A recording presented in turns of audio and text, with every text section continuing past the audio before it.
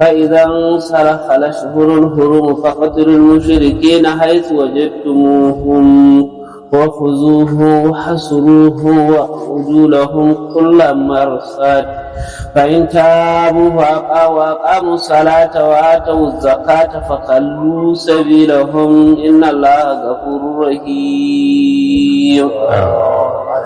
yan uwa in ba mu manta ba jiya mun kwana ne inda Allah yake gaya mana halin da ake tsakanin manzon Allah alaihi salatu wassalam da mutanen Makka waɗanda suka warware alƙawari, yadda Allah ya aiko da aya cewa a gaya musu cewa fa alƙawarin da ke tsakanin shi da su tunda sun warware, to yau fa warware alƙawari ya warware, kuma an ba su dama yanzu iya lokacinsu wata 4. Idan watannin nan guda 4 suka fita, to fa za su sani.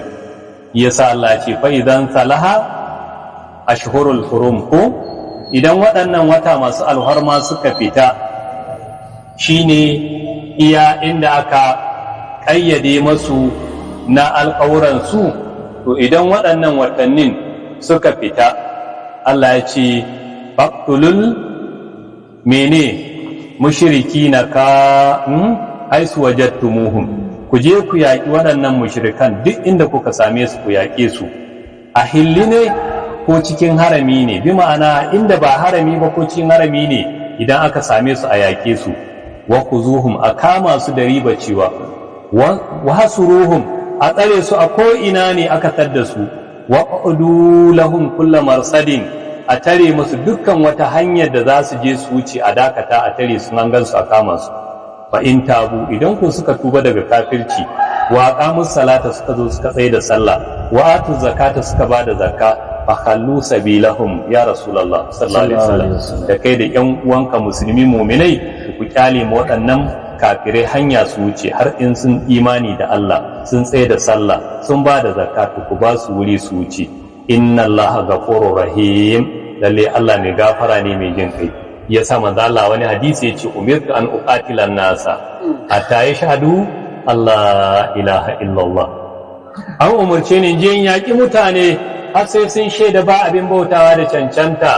Fa iza fa'alu zalika, idan suka imani suka yarda da Allah, suka faɗi kalmar shahada, suka yi sallah, suka yi azumi, ce fa iza fa'alu zalika, idan suka yi haka asamu minni dima'ahum wa amwaluhum illa bi haqqil islam, dukiyarsu da jininsu sun tsaru a wurina, ba zan taba masu ba sai dai haƙƙin musulunci in yi shiga za a taba. Mutumin da ya isa zakatu za a shi dukiyar shi ta isa nisabi, mutumin da ya zalunci wani za a shi zaluncin da yi, mutumin da ya zina ya taba yin aure za a zubar da jinin shi, bi mana za a je shi shayi ya mutu, mutumin da ya kashe wani za a kashe shi, mutumin da ya saci rubu dinarin za a yanke mai hannu. In ba wannan ba abin da ya dame ni da su. Ubangiji ce inna allaha lalle Allah ghafurur rahim, mai gafara ne mai jin kai. Na'am. wa in ahadun min al-mushrikin istajaraka fa'ajirhu hatta yasma kalam Allah thumma ablighu ma mana dhalika bi annahum qawmun la ya'lamun. Allahu akbar. Ubangiji ya ce wa in ahadun min al-mushrikin istajaraka ya rasulullah sallallahu alaihi wasallam, idan wani mutum daga cikin mushrikai ya taho wurin kai ce ya rasulullah ina neman mafaka, ina neman ka tsare ni, ubangiji ya ce fajiru ya rasulullah ka amintar da shi, amma in ka amintar da shi kar ka sakai haka nan hatta yasma'a kalamallahi, ka je ka karanta mai alqur'ani, kai mai magana a yadda musulunci ya zo, ka gaya mai abin da musulunci yake so, ka gaya mai yadda musulunci yake, hatta yasma'a kalamallahi, sai ka sanar da shi zancen Allah shine alqur'ani, summa ablighuhu ma'amanahu, sannan daga nan sai ka ɗauke shi ka kai shi inda yake ganin ya aminta. In gidan shi ne za ka kai shi, ka kai shi kada wani ya taba shi bayan ka karanta mai alqur'ani.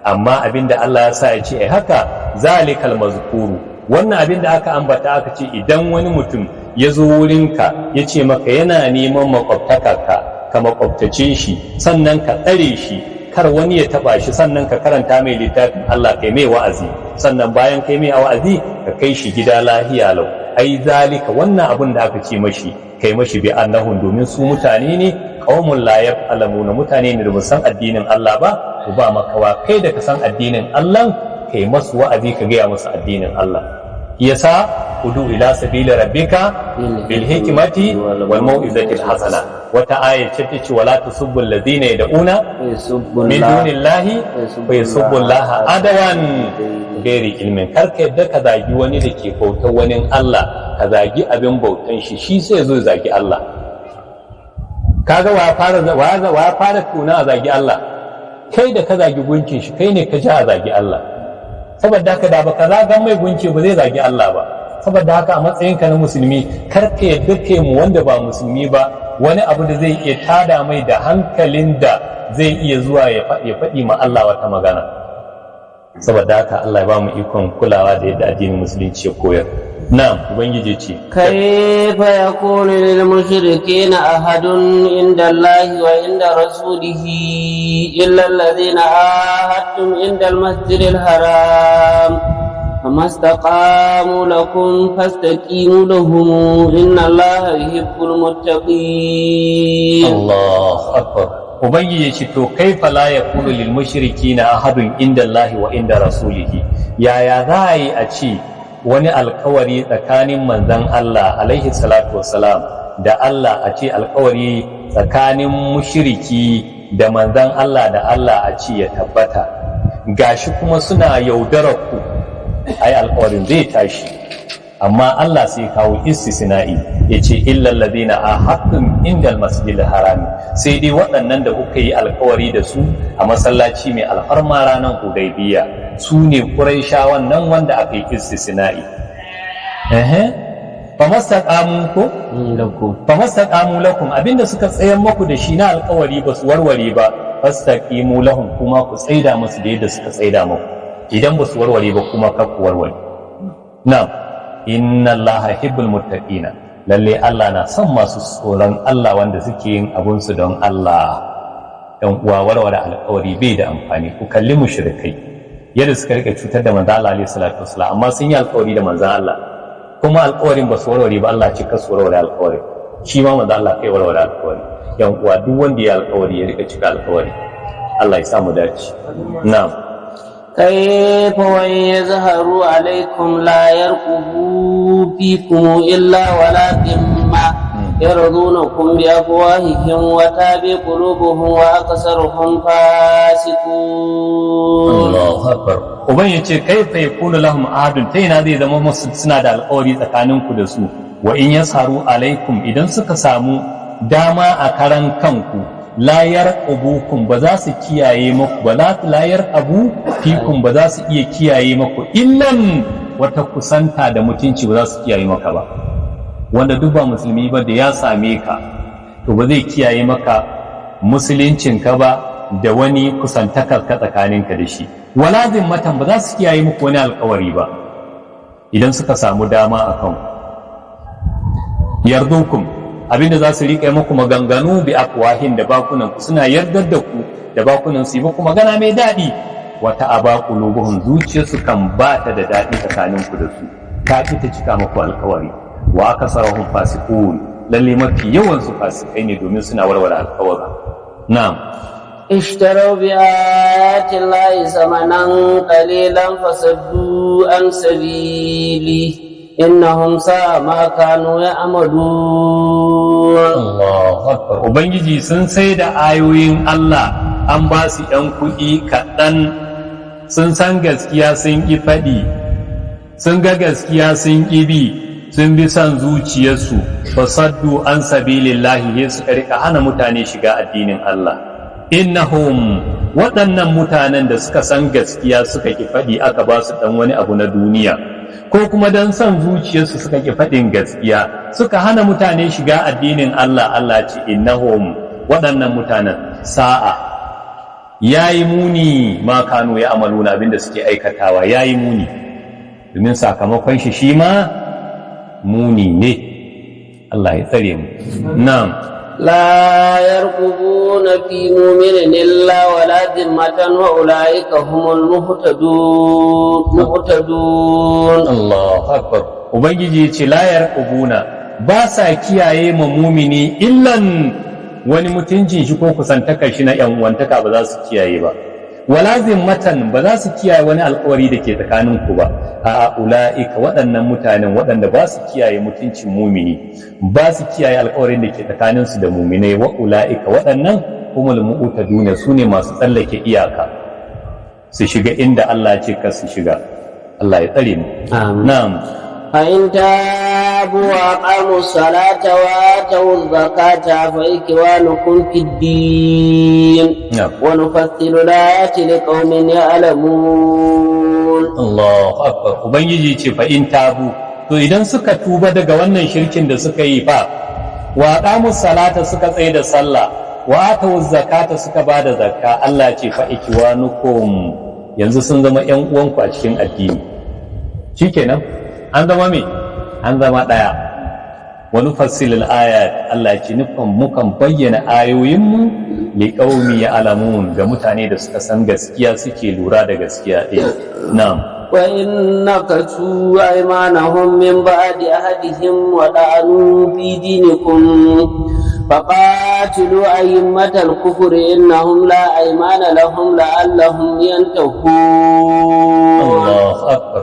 Ubangiji ce wa innaka su idan suka warware aymanahum, wannan rantsuwar da kuka kulla tsakanin su da suna alƙawari min ba'di ahadihim, bayan sun yi alƙawari da su sai suka warware, wada'anu fi dinikum suka rika sukan addinin ku suna aibata addinin ku, to faqatilu aymatal kufri, ku yaki shugabannin nan na kafirci, ru'asawan shugabannin su kar ku basu, innahum kasani su la aymana lahum, ba su da alƙawari tsakanin ku da su, la'allahum yantahun, ku yaƙe su domin ba alƙawari tsakaninku da su, ta hanyar haka za su bar warware muku alƙawari, za su bar sukan addinin ku suna aibata shi. Na'am. ألا تقاتلون قوما نكثوا أيمانهم وهموا بإخراج الرسول وهم بدأوكم أول مرة أتخشونهم فالله أحق أن تخشوه إن كنتم مؤمنين. الله. Ubangiji ya ce ala tuqatiluna qauman nakasu aymanuhum, ya rasulullahi sallallahu alaihi wasallam, yanzu ba za ku yaki waɗannan mutanen ba da suka warware alƙawari tsakaninku da su, wahammu gashi sun yi niyyar ma bi ikirajin rasul, fitar da manzon Allah alaihi salatu wasalam daga makka lokacin da suka yi shawara nan a gidan darun nadawa, wa idh yamkuru bika allazina kafaru dinnan la yaqtuluka aw yasbituka aw yakhrujuka wa yamkuruna wa yamkuru Allah wallahu khairul makirin, lokacin da suka shirya wannan makircin suna son su fitar da manzo Allah, ya rasulullah yanzu ba za ku yaki waɗannan mutanen ba? Ubangiji ya ci gaba da gaya mana mene a taka shaunau, wai yanzu tsoron su kuke ji? To fallahu a gaya muku a haƙo an taka sha, Allah shi ya fi cancanta da kuke tsoron shi, in kuntum mu'minin, idan ku mu'mine ne ba su ya kamata ku ji tsoro ba, Allah ya kamata ku ji tsoro.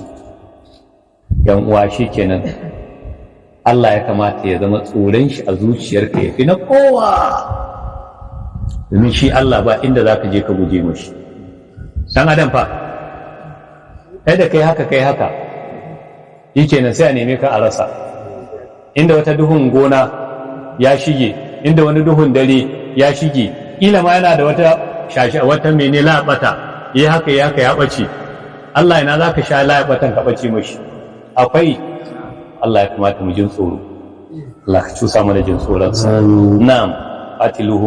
قاتلوهم يعذبهم الله بأيديهم ويخزيهم وينصركم عليهم ويشفي صدور قوم مؤمنين. الله أكبر. ومن يشي قاتلوهم ويعيسوا يعذبهم الله zai musu azaba da ya kaddauke bi aidikum da hannayenku, wa yukzihim, sannan Allah zai kunyatar da su, a kama su a wurin yakin ai kace da su, wa yansurakum alaihim, sannan Allah zai taimake ku a kansu, wa yashfi sudura qaumin mu'minin, Allah kuma zai yayi bakin cikin da ke cikin zuciyar mu'mini, Allah zai fidda shi na an muku kaza Allah duk zai kauda shi.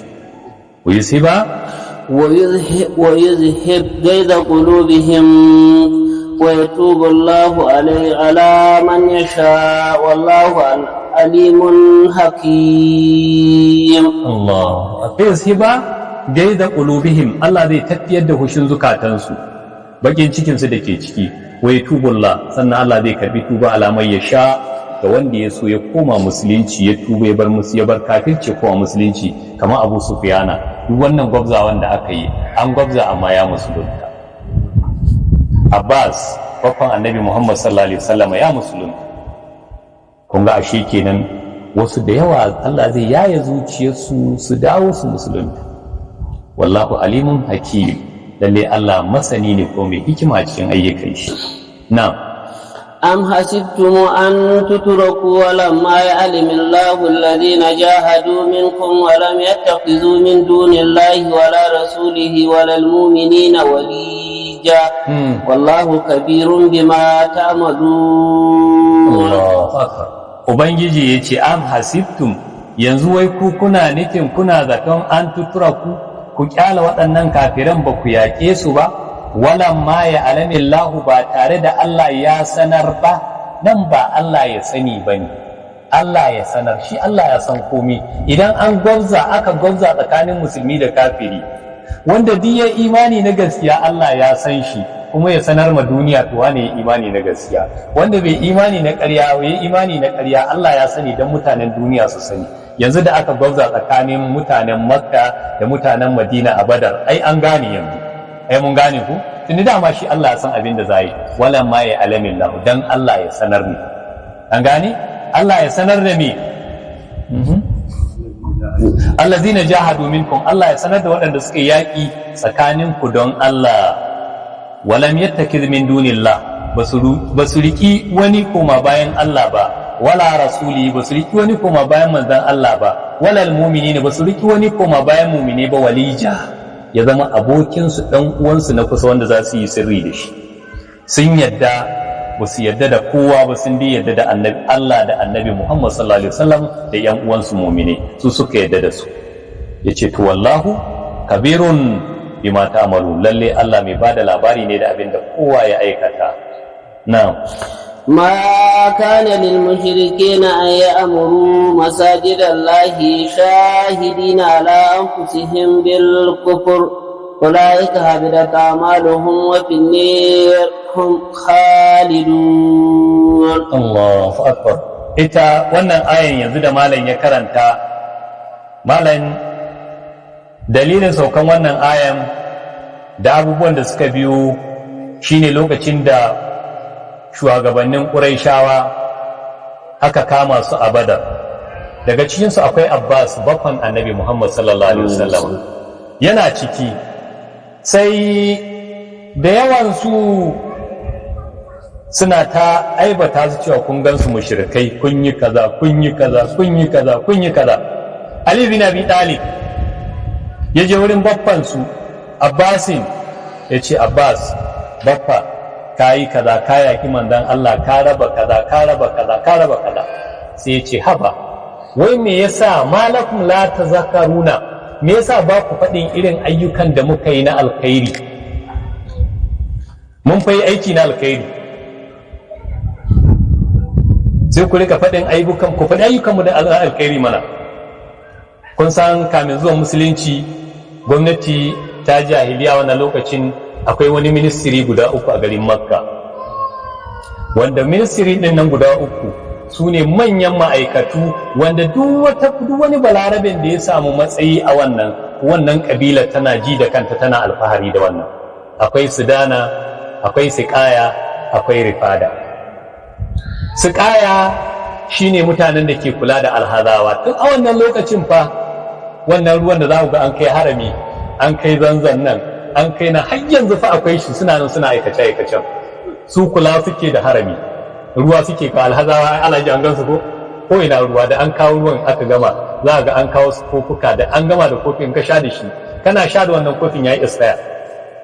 In ka ɗauke shi a hannun dama ka sha, in ka gan shi a hannun hagu, in dai kai ka sha da kofin to ba wanda zai sake sha da shi, sai bola.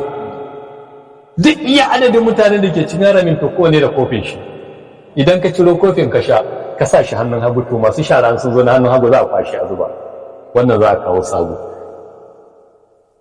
To sun ce su suna kula da, Abbas ya ce to ai mu ne masu kula da siƙaya, mu muke shayar da alhazawa. Tun a wancan lokacin da ma akwai aikin hajji, to muke shayar da alhazawa. Ta yaya wannan aikin da muke da shi na siƙaya, ga rifada, ga sudana, duk muna ta yi, muka ambata mana irin wannan aikin ba? Sai yanzu ku gaya mana cewa mun yi kaza mun yi kaza. To sai Allah ya aiko da wannan aya, tun da an ji Abbas na faɗin haka, sai Allah ya ce to ma kana lil mushrikina an ya'muru masajidallahi. Ai bai yiwa, bai kamata ga mushrikai a ce su ke raya masallatan Allah ba. A'a, su waye ke raya masallatan Allah? Sai Allah ce shahidina ala anfusihim, da su suna shaida a karan kansu cewa dai su bil kufri, cewa fa su sun kafirta. Ula'ika, masu irin wannan aikin, habidat a'malum, ayyukansu sun ɓaci. Wa fi narihum khalidun, su a wuta za su dawwama. Sai Allah ce to innama ya'muru masajidallahi man amana billahi wal yawmil akhir wa aqama as-salata wa ata az-zakata wa lam yakhsha illa Allah fa ulaika an yakunu min al-muhtadin. Allahu akbar. Ubangi ce to innama masu balaga suka ce adata hatsarin ne, da kaji innama dama abinda take so to ta tare kowa ta kawo wani mutum. To yanzu ana son a gano muminai, to inna ma ya amuru masajidan lahi, ko ana son a gano su waye ke raya masallacin Allah, masu siƙaya ko rifada ko sudana. Sai Allah ce inna ma ya amuru masajidan lahi, ai masu raya masallatan Allah dai su ne man amana billahi, wanda duk yayi imani da Allah yana daga cikin masu wal yawmil akhir, da ranan ƙarshe alkiyama, wa qama salati, ya tsaye da sallah, wa ata zakata, ya bada zakka, wa lam yakhsha illa Allah, bai ji tsoron kowa ba sai Allah. To wannan shi ke raya masallacin Allah. Ashe kenan ya tashi daga siqaya, ya tashi daga rifada, ya tashi daga sudana, ya koma innama ya amuru masajidallahi man amana billahi wal yawmil akhir wa aqama salata wa ata zakata wa lam yakhsha illa Allah. Na kowa zai iya shiga. Yace to fa asa waɗannan mutanen masu wannan sifa din, masu imani da Allah, masu imani da ranar alkiyama, masu tsaye da sallah, masu ba da zakka, ba su ji tsoron kowa ba sai Allah. Yace waɗannan yayi kusa, ula'ika waɗannan an yakunu minal muhtadin, su zama cikin shiryayyu. Saboda haka nan innama ya'muru masajidallahi wa man amana billahi, wanda duk kaga yana raya masallacin Allah, ya je sallah a zuhur subahi da shi, a zuhur da shi, la'asar da shi, magariba da shi, isha'i da shi, da ya gama sallah shi tunanin shi ko aiki yake a gona, kunnen shi yana nan balo, yana jiran kiran sallah, idan shi na nan kuri yana duba agogo lokacin sallah ko yayi, zai ta yi sallah. To wannan yana daga cikin muminai. Dama idza kana imru'un ya'tadu bil masjidi fashhadu lahu bil imani. Idan kuka ga mutun ya naci ma masallaci, subahi masallaci, azhur masallaci, la'asar masallaci, magariba masallaci, to in kana neman mumini kai mai wannan shaidar mumini. Saboda haka nan yan uwa kuma kula da sallah, kuma yana daga cikin mutanen da Allah ya yi ma alƙawari ranar tashin alƙiyama zai ma inuwa a ɗarshi mutane 7 ɗin nan. To mahallin shahidi zan ɗauko, rajulun qalbuhu muta'alliqun bil masajidi, mutumin da zuciyar shi take rataye da masallaci. Don an yi sallar subahi, to tunanin shi, kunnen shi kiran sallah, fuskan shi agogo, ya tsaye da sallah azhur, da yayi azhur jiran shi la'asar, da yayi la'asar ko me yake magariba ta zo zai yi, da yayi magariba ko me yake sha'i ta zo zai yi. To ce to wannan mutumin ranar tashin alkiyama irin wannan ɗabi'an, Allah zai ce aina ina mutanen da zuciyarsu take rataye da masallaci da an kira sallah ba su komi za su taho, mutanen za su dinga tashi da ce to taso kai ma taso kai ma taso kai ma taso kai ma taso, to ku ta inuwa a ƙarshe ku tashi daga wannan ranar mai tashi hankali. To yan uwa bari in yi tambaya anan, wai don Allah idan yau aka ce ka mutu, yau in ka mutu alƙiyama ka ta farko ta tsaya, ba ka sake wata sallah sai dai sallar da za a yi maka. To wai yau da za ka mutu a abubuwan da kai, za a tashe ka an tada masu sallah, a ce masu sallah a cikin jami'a kan lokaci za a tada kai ka ta yi nuwal arshi? Nan kowa ya san abin da yake. Ana subahi da kai a jami'i, ana zuhur da kai a jami'i, ana la'asar da kai a jami'i, ana isha'i da kai a jami'i, ana subahi da kai a jami'i. To in ana wannan sallolin da kai a jam'i, to kai ranar tashin alkiyama kwantar da hankalinka, da izinin Allah ranar tashin alkiyama, wannan ranar da za ta zo kusa da kwanyar dan adam, yawma yafirul mar'u min akihi wa ummihi wa abihi wa sahibatihi wa bani likulli imrin yawma yashanu yughni. To kai wannan ranar mai wannan tashin hankalin, yawmun nadamati, yawmul qiyamati, yawmul haqati, yawmul zilzalati, yawmul tagamur, wannan ranar mai sunaye barkatai, da izinin Allah kai hankalinka ba zai tashi ba, Allah zai tada kai, za a ce ka koma inuwa a ƙarshe ka zauna. ‘Yan uwa, to ya kowa yake? ‘Yan uwa mu rika kula da sallah, wasa da sallah haɗari ne. ‘Yan uwa, mutumin da ya yi sallah shi kaɗai, sai ka iya komai a sallah, ka iya tsarki, ka iya alwala, ka iya iƙama, ka iya tsaye da sallah, ka iya fatiha, ka iya ruku'u, ka iya komai, sannan an gama bincike aka ka iya baka lada ɗaya. Wanda ya sallah a cikin jami'i za a bashi lada 27, da Allah, da wanda ya sa yi sallah 5 a wuni aka bashi lada 5, da wanda ya 27 sau 5 135 kenan ladan ko. To da Allah, wannan sai aka ce asusu ake ajiya, kullum wannan zai ajiye naira 5, wannan kuma zai ajiye naira 135 a cikin asusun shi. Na'am? Da Allah, kullum wannan zai ajiye naira 135 a asusun shi, wannan zai ajiye naira 5. Da Allah, in aka shekara 35 aka buɗe, wai wane ne miluniya a ciki? Mai da yawan nan? To kai mai sallah kai kaɗai fa kai asara kai.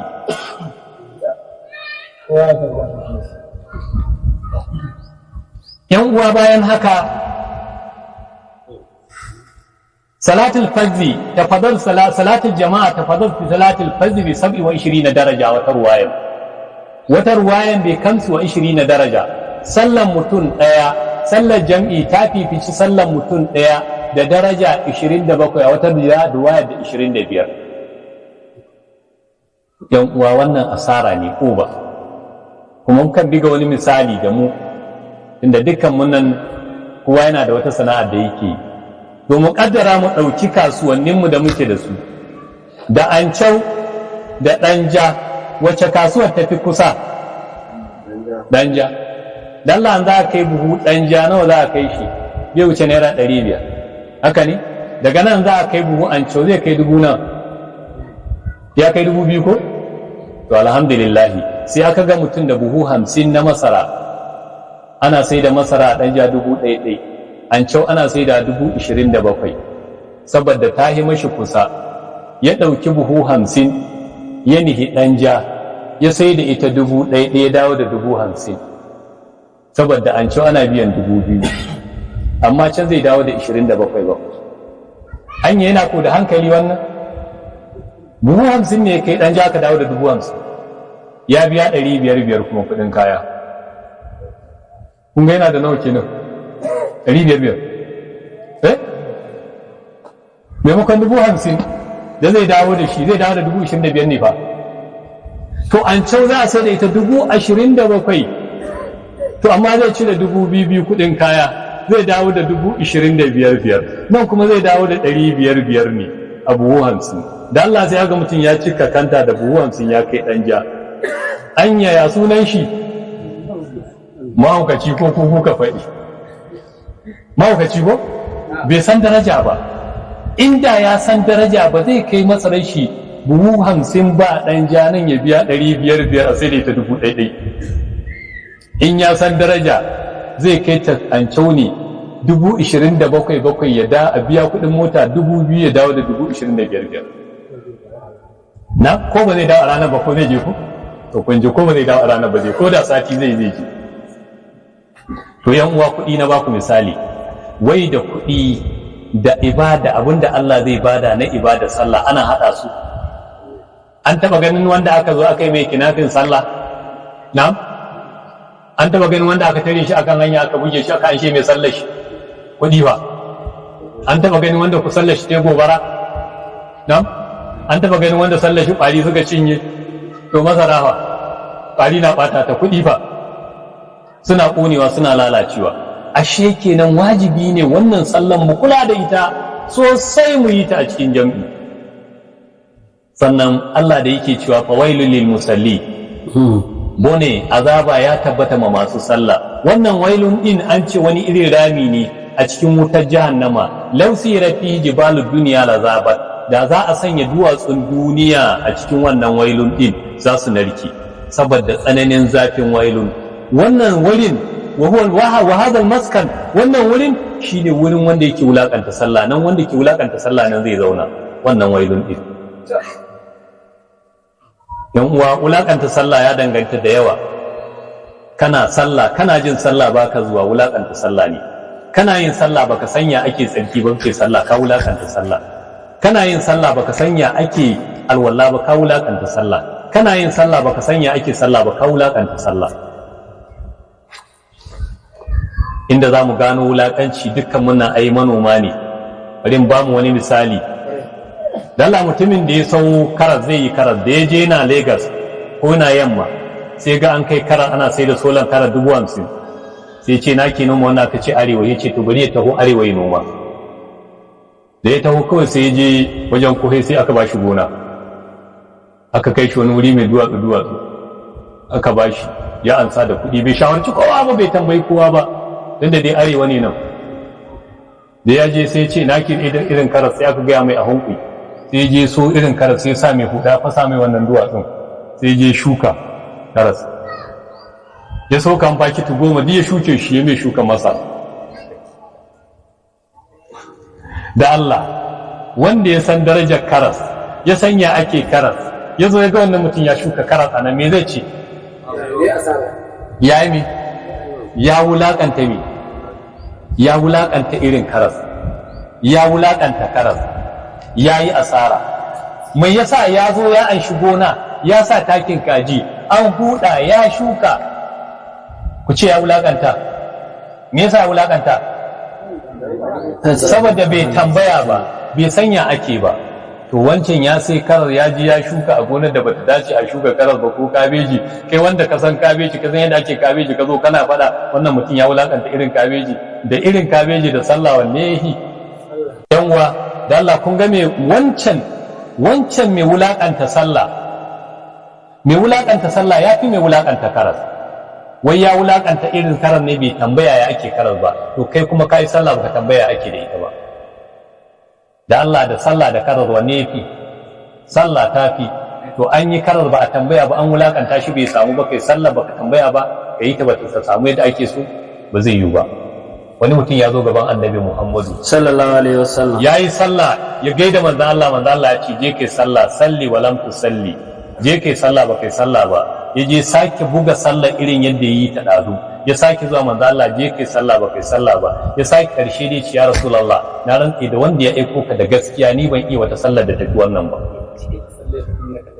Manzo Allah ya ce mai to ya Rasul, ka je ka juya ba kai sallah ba, ka je ka koma ka ci sallah ba. Haka yace ba zai iya wata sallah ba tafi wannan.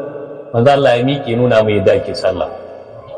To ɗan uwa da Allah, da mu da ku nan, wane ne ya ga manzo Allah ya nuna mai ake sallah? babu. Ina za mu gan shi nuna mana da ake sallah? To ina ne magada annabawa suke? To da Allah, wane ne ya je tambayi malam ya ake sallah?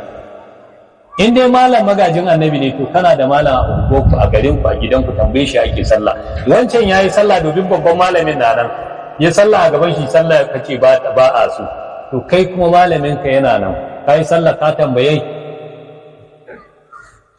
yan uwa don Allah kuma kula da sallah. Ba mu zo duniya don wasu harkoki ba. Allah ya ce ma khalaqatul jinna wal insa illa liya'budun. Ba mu halicci mutum da aljan ba sai dai ya bauta ma. Yan uwa ku yi sallah. Mu yana daga cikin wulakanta sallah, mutum ya sallah yayi wata ya bawwata.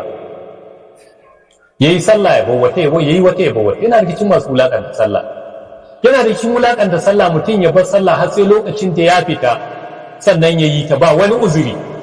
Yana daga cikin wulakanta sallah. Dan uwa, wulakanta sallah hadari ne. Mutumin da ke wulakanta sallah kullum da zai daga loma zai ci, loma ta tsine mashi. Za ta ce la'anaka Allahu laula an saharani rabbi ma akaltani. Allah ya tsine maka, ba dun ba ni da yadda zan yi da baka ci ni ba. Loma wannan ya daga tafi. Da zai sa riga, lokacin da zai sa riga za ta ce la'anaka Allahu laula an saharani rabbi bika ma labistani, ba domin Allah ya kore ni ka sa ni ba da baka sa ni ba. Da zai fito gidan shi zai je anguwa, gidan zai ce la raddallahu laka saliman, kada Allah ya sa ka dawo lafiya. Bi mana Allah ya sa karka dawo lafiya, saboda yana wulakanta sallah. Da zai zauna gindin wata inuwa za ta ce mashi Allah ya tsine maka, ba don ba ni da yadda zan yi da baka zauna karkashi na ba. Yan uwa, da zai wuce karkashin wani kiyashi yana rami ya tsine mashi, wani kwaɗo na cikin rami ya tsine mashi, wata ruwa na rami ta tsine mashi. Wai don Allah wanda waɗannan abubuwan ke tsine mai ku zai sha? Na'am? Yan uwa don Allah kuma kula da sallah, kuma rika yin sallah akan lokaci, rika yin sallah akan cikin jam'i. Sannan kuma sallah guda biyu wanda manzo Allah ya yi ma kirarin nan, sallah guda biyu wanda manzo Allah ya ce sallah da ke nauyi akan munafiki sallah biyu ne, sallar subahi da sallar isha'i.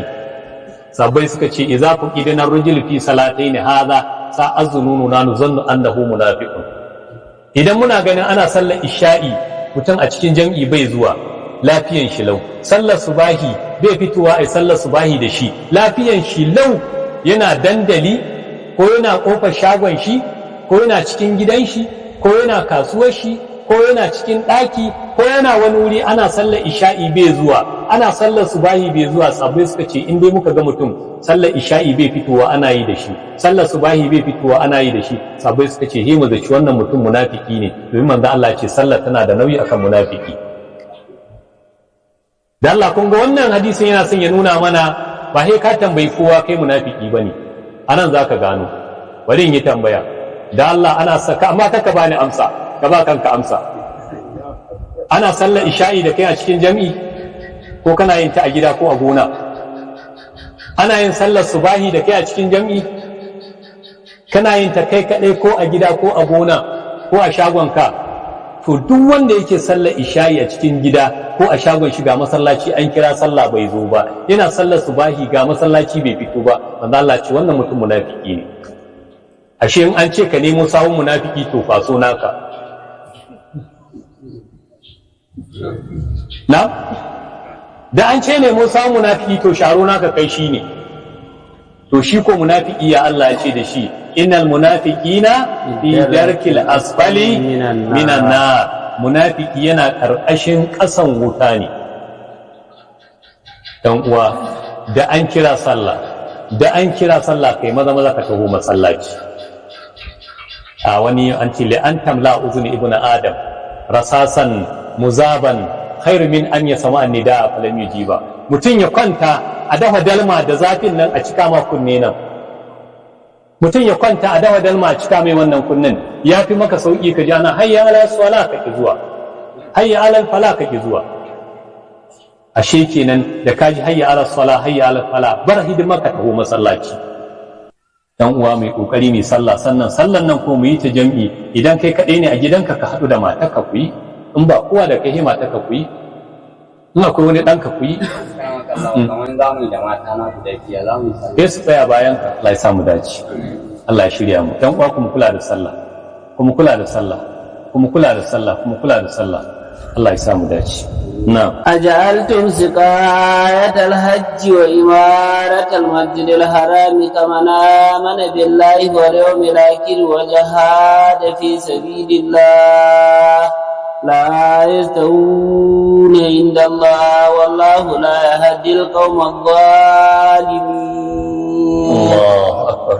Ubangiji ya ci gaba da gaya masu waɗannan da suke ganin sun yi su ƙaya, sun yi rifada, sun yi su dana, sai Allah ya ce to aja'altum siqayatal hajji, to yanzu kuna ganin wai za ku ɗauki cewa shayar da alhazawan nan da kuka yi wa imaratal masjidi da raya masallaci mai alharma za ku mai da shi kaman amana billahi wal yawmil akhir, su yi daidai kaman wanda ya imani da Allah da ranar alkiyama wa jahada fi sabilillah, sannan yi yaƙi don ɗaukaka addinin Allah. Allah ce kai la yastawuna inda Allah, a wurin Allah ba za su taba zama daidai ba. Wallahu la yahdi al-qawmal zalimin, Allah ba ya shirye da mutane wanda suke da zalunci. Na'am. الذين آمنوا وهاجروا وجاهدوا في سبيل الله بأموالهم وأنفسهم أعظم درجة عند الله وأولئك هم الفائزون. Allahu akbar. Ubangiji ce to alladhina amanu, sune waɗanda suka yi imani wa hajaru, suka yi hijira, suka bi annabi Muhammad sallallahu alaihi wasallam, wa jahadu fi sabilillah, suka yi yaƙi dan ɗaukaka addinin Allah, suka yi shi bi amwalihim, suka bada dukiyoyinsu, wa anfusihim, suka bada kawunansu aka kashe. Waɗannan mutanen to a azamu darajatan, sun fi girman daraja inda Allah a wurin Allah akan waɗancan masu imaratul hajji din can, siqayatul hajji. Wa ula'ika humul fa'izuna, sune masu samun babban rabo. Na'am. يبشرهم ربهم برحمة منه ورضوان وجنة لهم فيها نعيم مقيم. Allahu akbar. Su dai sifan waɗancan kaman amana billahi wal yawmil akhir nan ga ta nan dai, yace to me Allah ya ce zai masu, yace ula'ika humul fa'izuna, sune masu samun babban rabo. To Allah ya ce yubashshiruhum rabbuhum, ubangijin su yana masu bushara da me, bi rahmatin, da wata iriyar rahama minku daga Allah za ta zo, wa ridwanin, da wani irin yadda, wa jannatin, da wata iriyar aljanna, lahum fiha na'imun, a cikin aljanna na akwai wata iriyar ni'ima, kuma muqimun, ni'iman tabbatatta wadda ba za ta gudu. Na'am. خالدين فيها أبدا إن الله عنده أجر عظيم. Allahu akbar. Ubangiji to in sun shiga za su fita yaushe, yace Allah ya ce a khalidina fiha abadan, in sun shiga dindindin ba za su fita ba. Allah ka sa mu cikin su. Amin. Allah ka sa mu cikin su. Amin. Inna Allah indahu ajrun azim, lalle ku sanin a wurin Allah akwai wani irin lada mai girma wanda Allah ke ba da shi, shine aljanna. Dan uwa mu yi kokari mu nemi aljanna. Na اللهم اجعلنا من Allah ya sanya mu cikin su. Amin. Na'am. يا أيها الذين آمنوا لا تتخذوا آباءكم وإخوانكم أولياء إن استحبوا الكفر على الإيمان ومن يتولهم منكم فأولئك هم الظالمون. Allahu akbar. Wannan ayan ta sauka kamar yadda Abdullahi dan Abbas yake cewa, wannan ayan ta sauka lokacin da manzo Allah alaihi salatu wassalam ya umurci a yi hijira a bar Makka. To wasu daga ciki akwai danginsu, akwai kasuwancinsu. Lokacin da suka yi niyyar hita, danginsu ya suka zo ce kowa ne yanzu za ku fita ku ban mu, ku ne kaza namu, ku ne kaza namu, ku ne kaza namu. Yan uwa suka zo da shaura, mutum sai bai hita ba ya zauna, gashi yana musulmi ya zauna cikin kafir, ko manzo Allah ya ce ai hijira. To wannan zaman da suka yi sai Allah yake cewa mene?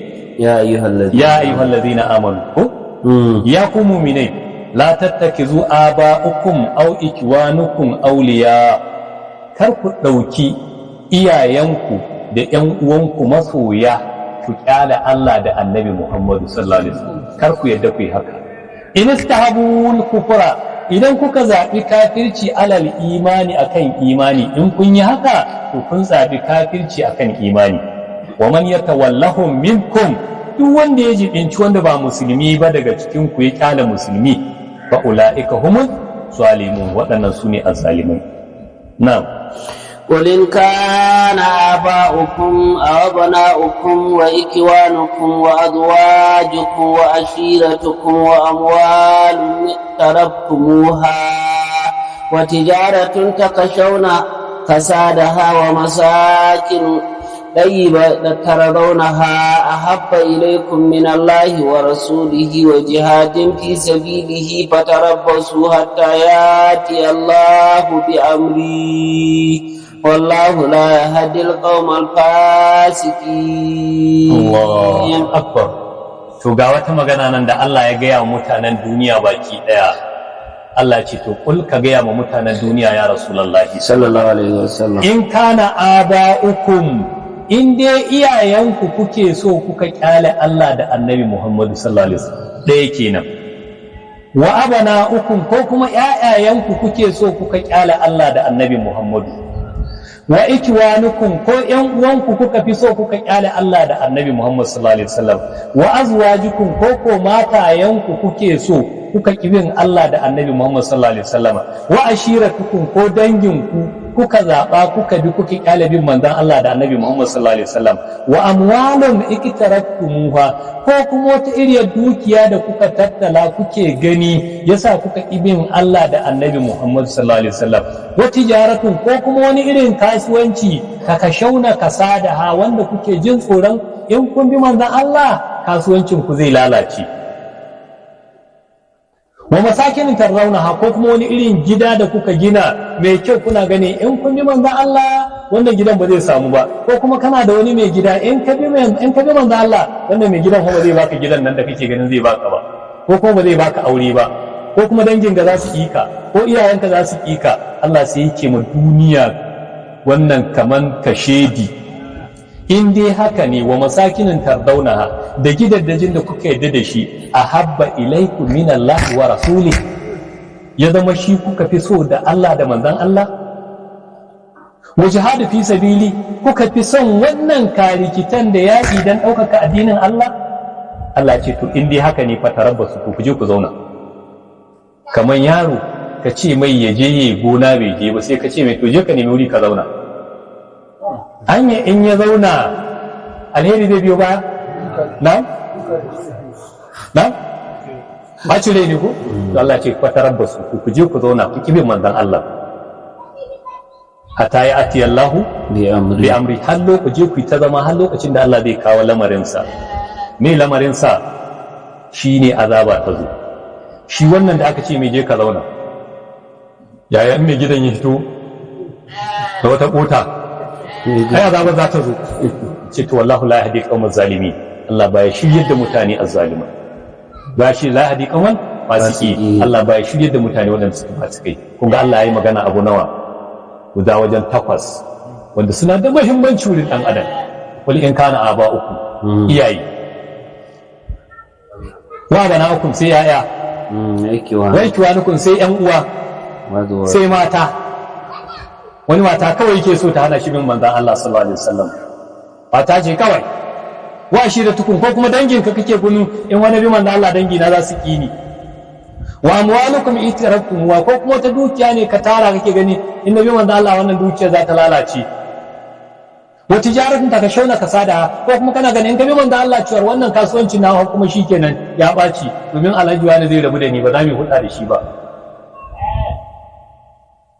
Yace to masakinin tarzauna ko kuma wani gida da ka gina kake ji da shi ahabba ilaikum min Allah, shi kuka fi so kuka bar Allah da manzon Allah, to fatarabbasu ku je ku zauna ku jira hatta ayati Allahu bi amri, har Allah ya kawo mu lamarin shi. Wallahu la yahdi al-qawmal fasiqin, Allah ba ya shirye da mutane fasikai. Dan washe manzon Allah alaihi salatu wasalam shine ahabbu ilaina wa ilaika wa ilaikum.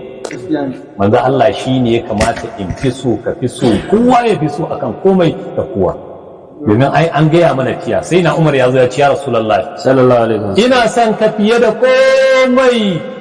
Wanda ran da ke tsakanin kurjina ce ya Umar at-tal'al da saura ya Umar, ce ya Rasulullahi ina son ka fiye da komai, har ran da ke tsakanin kurjina ya Rasulullahi na fi son ka da shi. Yace to wal'ana ya Umar yanzu ka cika. ashe kenan mu so manzon Allah fiye da kowa da komai, har da ran da ke tsakanin kirjinmu. Da an ce ga manzon Allah to shi kenan.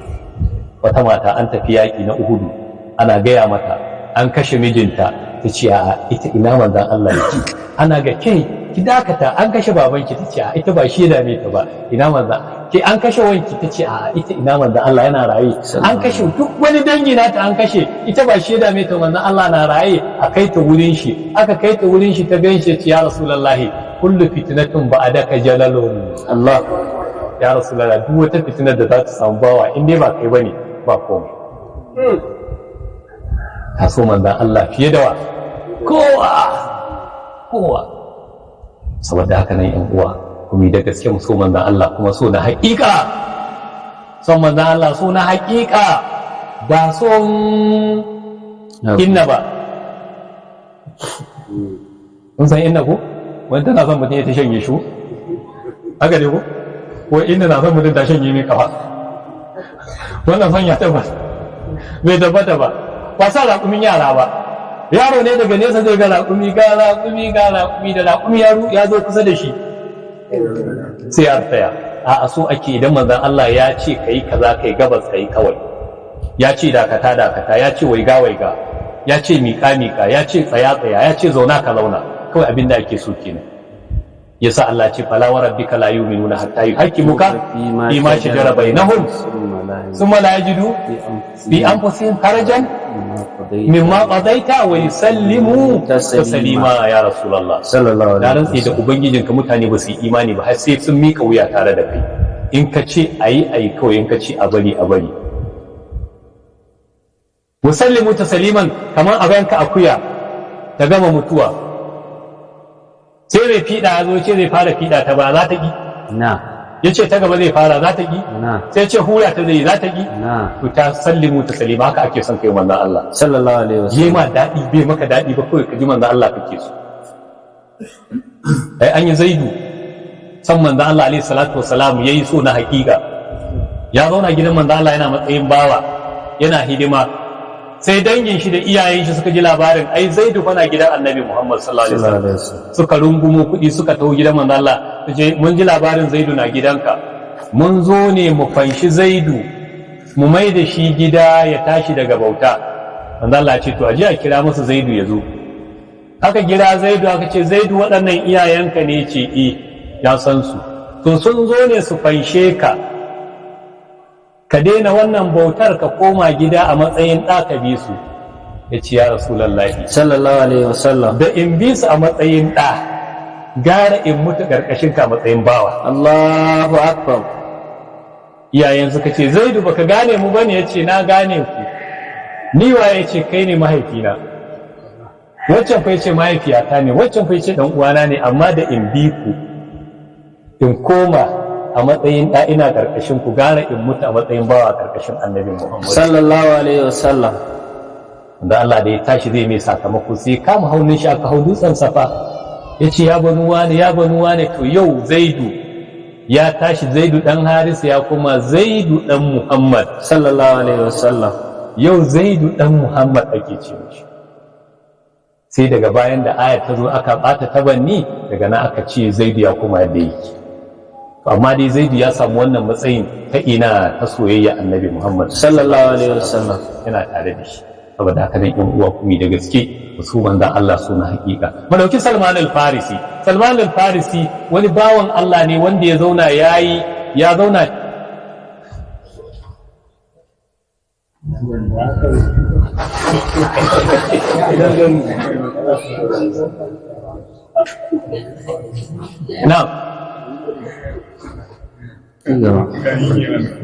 Salman al-Farisi wani bawan Allah ne da ya yi bauta, ya zauna ya yi bauta na Kiristanci, ya daɗe yana bauta. Idan ya yi bauta ya san yana zan ya zo, sai haɗu da wanda mai addini, wanda ya kirki da addinin Kiristanci, sai ce mashi to da Allah yanzu ina so zan shiga addinin, ina so kai man wasiya da wani malami amma mai riko da addinin Kirista yadda yake, na addinin annabi Isa yadda yake, sai ce to ka te gari kaza ka zauna, sai je gaban shi ya zauna ya ibada, sai mutum ya ce mai to ni ma rayuwata ta zo ƙarshe, gari kaza za ka je ka samu wanda yake riko da addinin annabi Isa bai ɓaci ba. Ƙarshe ran nan da ya je wurin wani ce mai to yanzu fa duk salarin eriyan nan ba sauran wani mutum da ke riko da addinin annabi Isa na gaskiya, ya lalace. Saboda haka nan zamanin annabin ƙarshe ya zo, ya ce to ina ne annabin ƙarshen zai zo? Aka ce Madina. Ya ce to a gaya mai zai je jira annabin ƙarshe ya zo. Ya zo garin Madina ya zauna, ko kuma abin da ya faru da shi akan hanya, ya taho yana tafiya akan hanya zai nihi Madina, sai wasu mutane suka haɗu da shi, na za ka yi ce Madina za shi. Ƙarshe suka kama shi suka sai da shi a matsayin bawa, suka ce bawa ne suka sai da shi. Kuma alhamdulillah wanda ya sai shi sai nihi da shi Madina inda zai je. Kun ga da zai je Madina bai da kowa, to amma yanzu ya je Madina yana matsayin me, yana da mai gida. Ya zauna yana ta mashi dimaran nan, yana ta ɗiban dabino, yana ta aiki a gonar shi, sai ga wasu mutane suna ta taɗi. Mai gidan shi ya yi bakon shi zo suna ta taɗi da mai gidan shi. Wai wani mutum yana nan ya zo ya bayyana, wai daga Makka ya zo, wai shi ne annabin ƙarshe, wai Muhammadu. Sai ka sake ya ce a to da ya sauko sai yake mai kuke kai da Allah kana matsayin ba za ka mana ta kuma za ka zo ka sa mana baki. To shi ya sa abin da yake so, sai tsitsinci dabino sai ya nufi cikin gari na Madina, sai je inda mutane suke ta goguwan zuwa. Ya je sai kalli manzo Allah alaihi salatu wassalam, sai ga fuskar shi da ya karanta cewa wannan sifa annabi Muhammad sallallahu alaihi wasallam. Ya mai kallon da ya kamata, duk kallon da ya kamata ya kalle shi ya san shi ne. Sai mika mai dabino sai ce ga sadaka, sai ga manzo Allah bai ci ba, ya raba mu mutane. Kun ga ya sake samun wata hujja, ya sake komawa, ya sake dawowan shekari ya zo da dabino ce ga hadiya, sai ga manzo Allah ya ci, ya raba mutane sun ci. Sai fara kallo yana dan kike manzo Allah, to yana son ya gano hatimin annabta nan da ke cikin manzo Allah, sai manzo Allah dagari kuma ya fin shi haka, ya ga hatimin annabta cikin manzo Allah alaihi salatu wassalam. Sai koma gida sai ce mai gidan shi yana son ya yanta shi. Kana son yanta kai, ce sai ka kawo man dinari mai nauyi kaza, sai ka dasa man dabino kaza, sannan ka zama yantacci. Yazo ga manzo Allah alaihi salatu wassalam, ka ji abin da ya faru, mai gida na ce ba zai yanta ne ba sai nayi kaza. Yace to ka je ai kaza. Ya dauki da dinari ya bashi, aka je aka auna da dinarin duk da ake bin da ya ce mai gidan shi a kawo wannan ɗan dunkulen dinarin, sai da ta biya ta rage. Dan uwa Salman al-Farisi da aka zo ana gazawatul ahzabi, ana raba inda za a yanka, shi yazo da wannan hikimar na yadda aka raba gwalalo, aka yanka handak, bi ma'ana kwalbati, yawa irin wannan abin da ake hanyar ruwa. To su a Farisa idan yaƙi ya zo musu wanda ya fi ƙarfinsu, to sukan yi handak ne, si wani rami mai zurfi mai faɗi yadda in ka yunkuro doki ba zai iya tsallakewa ba, in ka sake kuma ka kunduma ba za ka fito ba, za a mutu. Ya ce to abin da za a yi kenan a garin Madina, ya ba manzo Allah shawara. Da aka zo ana yanka wuraren da za a yanka, sai manzo Allah yake cewa Salmanu na ahli baiti, Salmanu na cikin mu ahli baiti. To kalli yadda Salmanu ya samu wannan matsayin, ya samu matsayin ahli baiti saboda ya so annabi Muhammad sallallahu alaihi wasallam. Uwa musulman da aka yi wata aya take kul in kuntum tuhibbuna Allah fattabi'uni yuhibbukumullah wa yaghfir lakum. In dai da gaske ne kuna son Allah to ku bi ni. To ya zamu bi annabi Muhammad sallallahu alaihi wasallama, mu bi annabi Muhammad dukkanin shari'a, yayi sallah, yayi azumi, yayi zakka, yayi haji, ya zauna da makwabta, ya zauna da ƴan uwa, ya zauna da masoyan shi, ya zauna da makiyan shi, ya zauna da iyaye, ya zauna da kowa. To idan ka bi manzo Allah yayi sallah, yayi dukkan ayyuka, ka bi manzo Allah yadda yi, to kai ka so manzo Allah suna hakika. Amma dai manzo Allah ya ce ayi kaza ka ki, tsakanina da Allah baka so manzo Allah ba, fadin shi a baki. Kuma akwai wanda suka ce suna son Allah ai da ƙarshe, amma dai Allah tabbatar da cewa su muna da kai. Saboda haka nan ƴan uwa, son Allah shine mu bi ayyuka na addini yadda manzon Allah yayi asaru, mu bi asarun Nabi sallallahu alaihi wasallam a dukkan mu'amalat din mu, a dukkan ibadat din mu bi asarun Nabi sallallahu alaihi wasallam. Wannan shine son mu na manzon Allah na hakika. Kuma da zaran mun bi manzon Allah irin haka, wallahi sai mun tsira duniya da lahira. Allah ka ba mu tsira. Allah ya samu dace. Lokaci yayi ko ina ganin za mu tashi daga yakin Hunaini ko to za mu tashi Hunainin Allah ya kai mu ranar Asabar Allah su domin zai koma kan ayata ta za ta yi magana ne akan Hunain yadda aka gwabza. Allah ya sami nasara. Abinda mun faɗi daidai Allah ka ba mu lada. Wanda mun kuskure Allah ka yafe mana. Abinda mun faɗi daidai Allah ka ba mu lada. Wanda mun kuskure Allah ka yafe mana.